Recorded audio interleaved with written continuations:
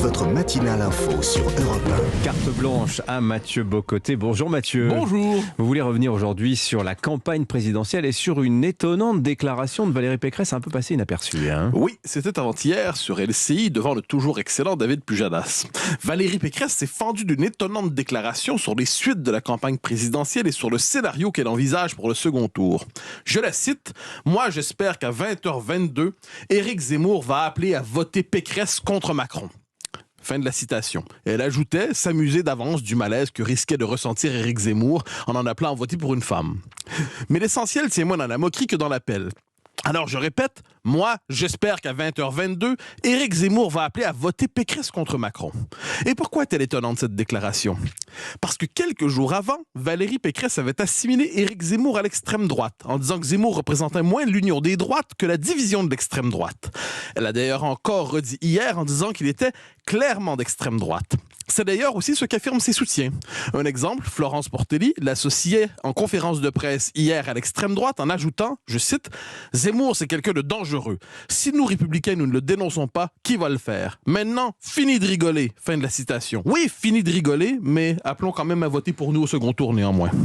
Je ne peux en comprendre qu'une chose, dans les mots qui sont les siens. Si on prend au sérieux ce qu'elle a dit, et on n'a aucune raison de croire qu'elle n'est pas sérieuse quand elle parle, Valérie Pécresse en appellera explicitement au soutien de l'extrême droite au deuxième tour de l'élection présidentielle. Vient-elle de franchir le cordon sanitaire qu'elle tient pourtant à tendre elle-même autour du candidat de reconquête? Pour celle qui se réclame de la droite chiracienne, c'est un changement de cap, c'est même un changement de doctrine. Mais pourquoi vous faites si grand cas de cette déclaration? Le second tour, c'est fait pour rassembler.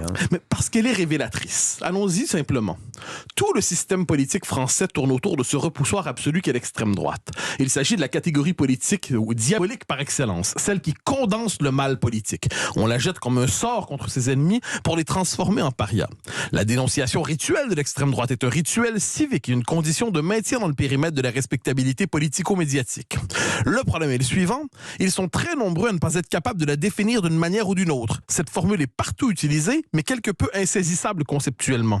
On ne cesse de nous dire qu'il faut garder fermement la frontière entre la droite et l'extrême droite, certes, mais pourrait-on savoir qui la trace et où elle se situe et pourquoi, au fil du temps, elle varie?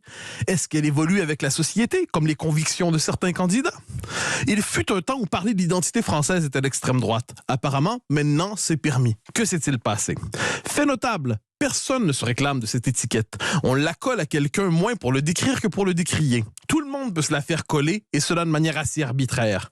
Faut-il rappeler que le général de Gaulle en son temps fut associé au fascisme? Faut-il rappeler que Jacques Chirac fut un temps surnommé Facho Chirac? Faut-il rappeler que Nicolas Sarkozy fut aussi extrême droitisé? Faut-il rappeler que Manuel Valls, Fabien Roussel et Emmanuel Macron ces dernières années se sont aussi fait extrême droitiser? Même Valérie Pécresse a subi ce mauvais sort.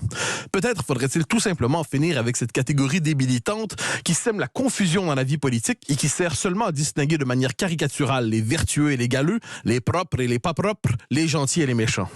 Mais alors, quelle conclusion, Mathieu, tirez-vous de cette séquence qui, effectivement, est sûrement passée à échapper au plus grand nombre? Alors, je retiens trois possibilités, cher Dimitri.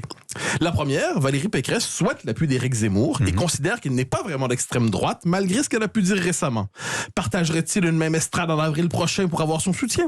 Dans ce cas, il faudrait bien que son camp laisse de côté la rhétorique antifasciste pour faire le procès du candidat reconquête, que son camp cesse, autrement dit, d'en faire le procès avec les mots et les concepts du monde et de libération.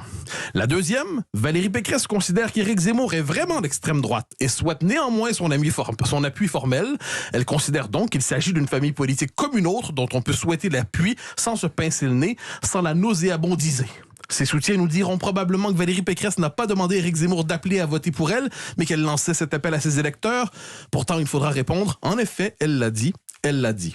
La dernière possibilité, Valérie Pécresse ne savait pas vraiment ce qu'elle disait. C'est improbable. Je ne peux pas le croire. Elle est candidate à l'élection présidentielle quand même. Merci beaucoup, Mathieu Bocoté. Tiens, propos de cordon.